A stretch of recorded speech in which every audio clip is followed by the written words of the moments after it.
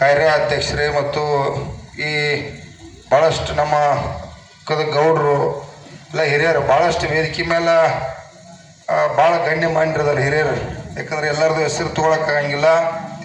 ಈ ತಾಲೂಕಿನ ಅಧ್ಯಕ್ಷರಾದ ಜಗದೀಶ್ ಅವರೇ, ನಮ್ಮ ಜಿಲ್ಲೆಯ ಉಪಾಧ್ಯಕ್ಷರಾದ ಶಿವಾನಂದ್ ಅವರೇ, ಗೌಡ್ರೆ ಅವರೇ ಏನಿದೆ ಕರ್ಶೆಟ್ಟಿ ಅವರೇ, ಎಲ್ಲರಿಗೂ ಕೂಡ ವೇದಿಕೆ ಮೇಲೆ ಇರ್ತಕ್ಕಂಥ ಎಲ್ಲ ಗಣ್ಯಮಾನ್ಯರೇ, ಸುಮಾರು ಹಲವಾರು ಗ್ರಾಮಗಳ ಬಂದಿರತಕ್ಕಂಥ ಎಲ್ಲ ನನ್ನ ರೈತ ದೇವರುಗಳೇ, ಈಗಾಗಲೇ ಜಗದೀಶ್ ಭಾಳ ಚೆನ್ನಾಗಿ ಮಾತಾಡ್ರು. ಮೊದಲು ಕೂಡ ಭಾಳಷ್ಟು ಹಿರಿಯರ ವಿಷಯವನ್ನು ಪ್ರಸ್ತಾವನೆಯನ್ನು ಮಾಡಿದ್ದಾರೆ. 2008ನೇ ಇಸ್ವಿಯೊಳಗೆ ಈ ವೀರಭದ್ರೇಶ್ವರ ಮತ್ತು ಬಸವೇಶ್ವರ ಯೋಜನೆಗಳು ಪ್ರಾರಂಭ ಆಗಿ 10-15 ವರ್ಷ ಗಂಟ್ಲೆ ಯಾಕೆ ಉಳ್ದೈತಿ ಅನ್ನೋವಂಥದ್ದು ಒಂದು ದೊಡ್ಡ ಗಂಡಾಂತರ. ಇದು ನಮ್ಮ ದುರ್ದೈವ. ಯಾಕಂದ್ರೆ ಅದಕ್ಕೆ ಬಜೆಟ್ ರೊಕ್ಕ ಹಣ ತೆಗೆದಿಟ್ಟು ಅದನ್ನು ಕೆಲಸ ಮಾಡಿ ಅದಕ್ಕೆ ಮೋಟ್ರ್ ತಂದಿಟ್ಟು ಇಲ್ಲಿವರೆಗೆ ನೀರಾವರಿ ಮಾಡದೇ ಇರ್ತಕ್ಕಂಥದ್ದು ಈ ಭಾಗದ ಸುಮಾರು 50-60-70 ಹಳ್ಳಿ ಜನದ ದುರ್ದೈವ. 10 ವರ್ಷ ಗಂಟ್ಲೆ ವಿಳಂಬ ಆಗಿರ್ತಕ್ಕಂಥದ್ದು. ಇದೇ ಸೇಮ ನಮ್ಮ ರಾಯಭಾಗದಾಗ ಕೂಡ ಒಂದಾಗಿತ್ತು. 10 ವರ್ಷದಿಂದ ಅಲ್ಲಿ ಕೂಡ ರಾಜ್ಯದ ಮುಖ್ಯಮಂತ್ರಿ ಕೆರೆ ತುಂಬತಕ್ಕಂಥ ಯೋಜನೆಯನ್ನು 120 ಕೋಟಿ ರೂಪಾಯಿದೇನೇನೋ ಇತ್ತು. ಇದೇ ಸೇಮ್ ರೀ. ಎಲ್ಲ ಕೆಲಸ ಮಾಡ್ಯಾರು, ಎಲ್ಲ ವರ್ಕ್ ಪೈಪ್ ಗಿಪ್ ಎಲ್ಲ ಹಾಕ್ಯಾರ. ಬರೇ ಅಲ್ಲಿ DC ಕುಣಿಸಿ ಮೋಟ್ರ್ ಚಾಲು ಮಾಡಿರ್ಕಿಲ್ಲ.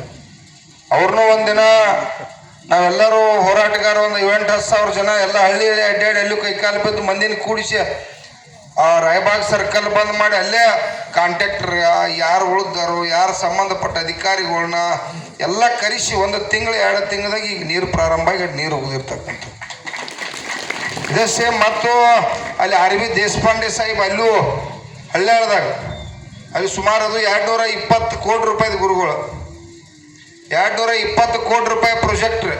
ಅದು ಎಲ್ಲ ಈಗ ಹೆಂಗೆ ವರ್ಕ್ ಆಗೈತೆ ಎಲ್ಲ ವರ್ಕ್ ಆಗೈತೆ. ಮೈನರಿ ಒಂದು 10% ವರ್ಕ್ ಉಳಿದಕ್ಕಾಗಿ ಅದು ಪುಣ್ಯಾತ್ಮ 8 ವರ್ಷ ಆದ ನೀರು ಮುಗಿಸಿರ್ಕಿಲ್ಲ. ಮೊನ್ನೆ ಎಲ್ಲ ಪ್ರತಿಯೊಂದು ಹಳ್ಳಿ ಜಗದೀಶ್ ಪಾದಯಾತ್ರೆ ಮಾಡಿ ಅಲ್ಲೂ ಕೂಡ ಈಗ ನೀರು ಪ್ರಾರಂಭ ಆಗಿರ್ತಕ್ಕಂಥದ್ದು. 1 ತಿಂಗಳದಾಗ ಅವ್ರು ಡೇಟ್ ಕೊಟ್ಟರು, ಈಗ ನೀರು ಪ್ರಾರಂಭ ಆಗೈತೆ. ಎಲ್ಲ ಟೆಸ್ಟಿಂಗ್ಗಳು ಚಾಲು ಆಗಿದಾವೆ.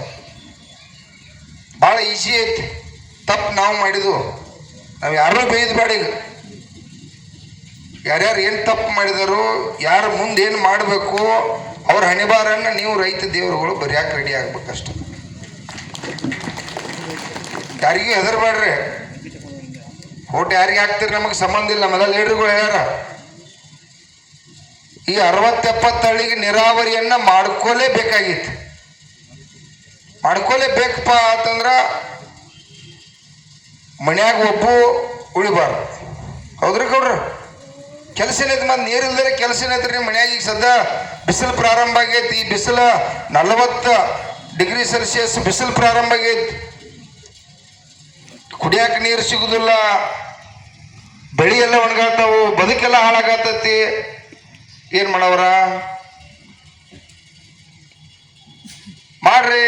ಯಾಕೆ ನೀರಾವರಿ ಯೋಜನೆಯನ್ನು ತಾವು ಮಾಡ್ಕೊಳಕ ಈ ವೀರಭದ್ರೇಶ್ವರ ಮತ್ತು ಬಸವೇಶ್ವರ 2 ನೀರಾವರಿ ಅದಾವ ನಿಮ್ಮಲ್ಲಿ. ಸತ್ತಿಗೇರಿ ಕೂಡ ಇಲ್ಲಿ ಆಗೈತಿ, ಅದು ಅರ್ಧೋಟಕ್ಕಾಗೈತಿ. ಈ ಕಡೆ ನೀರು ಬರ್ತು ಅಂತೇಳಿ ಬರಲಿಲ್ಲ. ಆ ಸೌದತ್ತಿ ಭಾಗದಾಗ ಅಷ್ಟ ಬಹುಶಃ ನೀರಾವರಿ ಆಗಿರ್ತಕ್ಕಂಥದ್ದು. ಇವೆಲ್ಲ ಇದು ಮೋಸ ಮಾಡೋ ಕಂಪ್ನಿನ ನೆನಪಿಟ್ಕೊಂಡ್ಬಿಡ್ರಿ. ನಿಮ್ಮ ಅಶೋಕ್ ಪಟ್ಟಣ್ ಸಾಹೇಬ್ರ ದಿವಸ CM ಜೋಡಿ ಇರ್ತಾರ. ಮತ್ತು ಸಾಹೇಬ್ರ ಗುರುಗಳು ನನಗೊಂದು 10 ಸಲ ಭೇಟಿಗಾರ. ನಾನು ಮುಖ್ಯಮಂತ್ರಿಗೆ ಭೇಟಿ ಹೋದಾಗ ಅವ್ರ ಜೋಡಿ ನಾಷ್ಟ ಊಟ.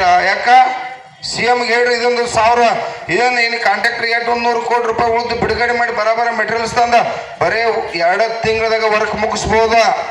2 ತಿಂಗಳದಾಗ ಅಶೋಕ್ ಪಟ್ಟಣ್ ಸಾಹೇಬ ಮುಗಿಸ್ಬೋದು. ಇಚ್ಛಾಶಕ್ತಿ ಇಲ್ಲ.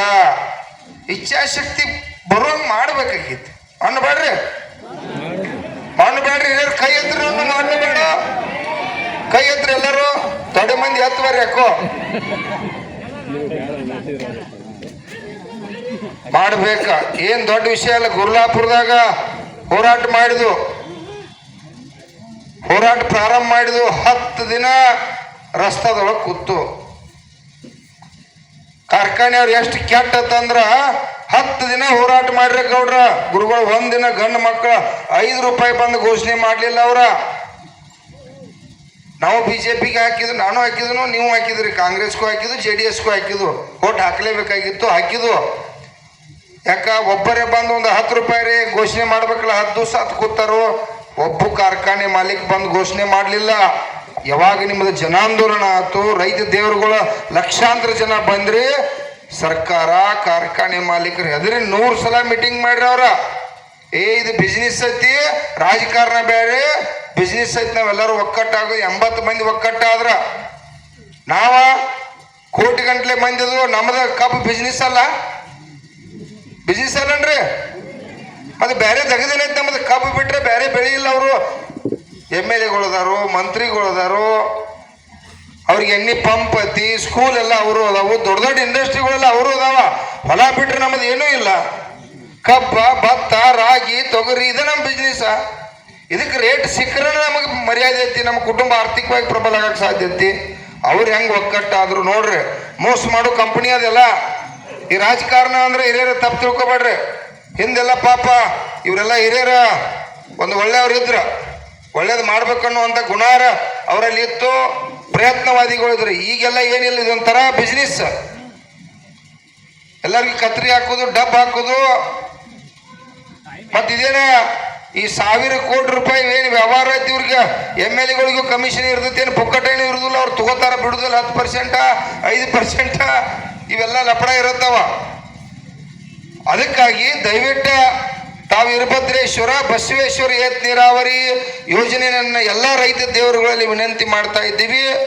ಸುಮಾರು 8 ಜನಸಂಖ್ಯೆ ಆಕ ಜಗದೀಶ್ ಎಲ್ಲ ಕೂಡಿ ಭಾಳ ಅಂದ್ರೆ ಹೇಳ ಒಂದು 50,000 ಆಕೈತಿಲ್ಲ.